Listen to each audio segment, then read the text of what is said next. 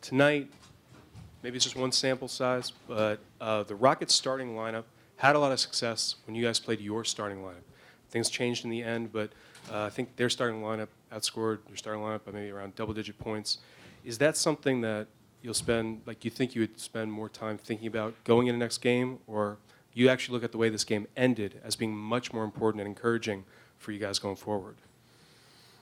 I don't care how many points the starting lineup scores or the bench. I just care how many we score versus how many they score. That's the only thing that matters. So I think both teams are doing what they're doing, and nothing's really happened yet. It's 2-2. Each team has won 2 home games, so this is kind of how the playoffs go, especially when you got 2 great teams playing against each other. So we just got to be a little bit better, and we'll regroup and go home and try to take care of business there. Steve, you talked about force yesterday. Would you imagine that's another theme of this game? And if so, are you disappointed when you emphasize this to your players and maybe Houston came a little bit stronger than them tonight? I thought we played plenty hard enough, but I think force has to be accompanied by poise, and felt like we were in a rush offensively all night. We're at our best when we got a bunch of playmakers out there and the ball's moving, and we're attacking, but with the idea that we're going to get great shots. And I didn't think we got great shots for much of the night. I thought we were just in a rush to create pace, which the pace is good, but we've got to get better shots, and we're definitely capable of that. We got to be more poised, and that has to be a focus. Coach, Steph was more. I'm right. Steph was more aggressive tonight, but he still missed 10 3-pointers, and Clay was struggling from the 3-point line. Is it? Do you think it is the Rockets' defense, or are they just having some trouble getting going? I'm just going to revert to what I just said. When you're not poised and you're taking quick shots, and you're not searching for great shots, then you're not going to shoot the ball as well. So they both had some good ones, but they both had plenty of forced shots. And so we were in a rush, and that got us a little out of sorts. And we made an amazing comeback, and our guys were fantastic, fighting to get back into the game, had a chance to tie it at the end. But again, for 48 minutes, I didn't feel like we executed very well in terms of keeping our poise and trying to get great looks. Do you think that the isolation nature of the offense in the series with all the switching is impacting Clay's game at all? And is there any way to get him going considering that style? If we show poise and patience and look to go from quick shots to great shots, then it'll help everybody, including Clay. I'm going to keep repeating the same thing. So come up with a different question, please. I'll ask you about something a little different. When they play Tucker at the 5 and 4 guards, what challenges do those lineups present you guys? Well, it puts one more three-point shooter on the floor, and they did that more tonight than they have in the first few games. And obviously,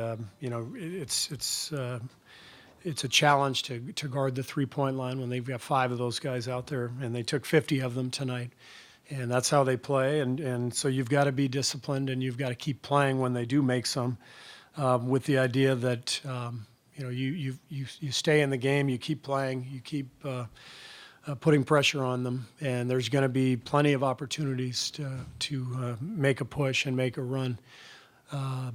Again, as long as you stay focused and continue to grind away. But I thought they were great. They played really hard. They had their crowd behind them, and again, they did what they had to do.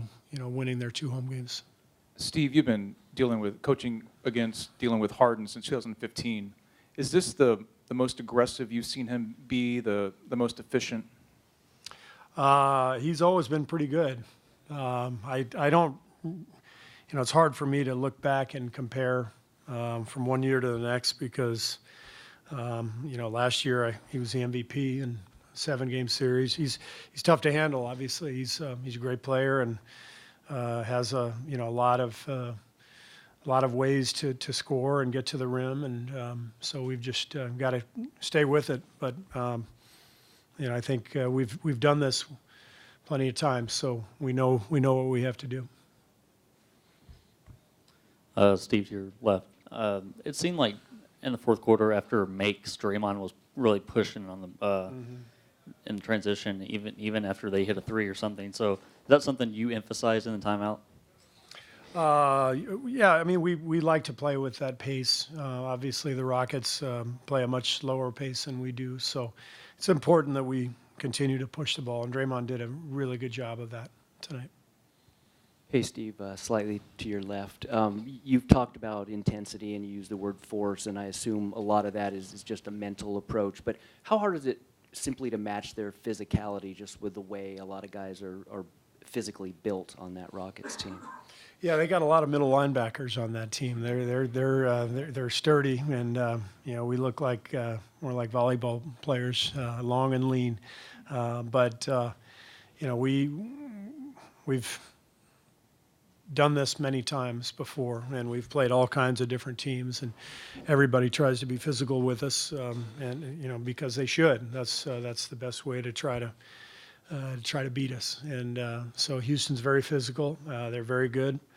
But I'll go back to it again. We know what we have to do. Andre Iguodala played tonight. Andre's always great. One of the smartest players I've ever been around, and we ask a lot of him in terms of guarding James and Chris, and so he wasn't his best game, but he always makes a big impact.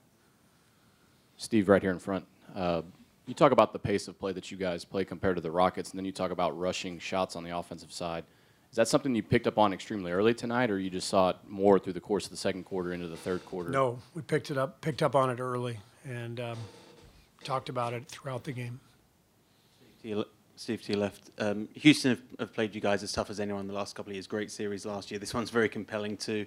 Obviously, your main focus is to win, but are you enjoying this battle, your tactical battle with Mike, seeing your guys compete with their guys? I love this. I do. This is, you kidding me? To be able to coach basketball in the NBA and the greatest players in the world and to be part of this competition, it's amazing. So much fun.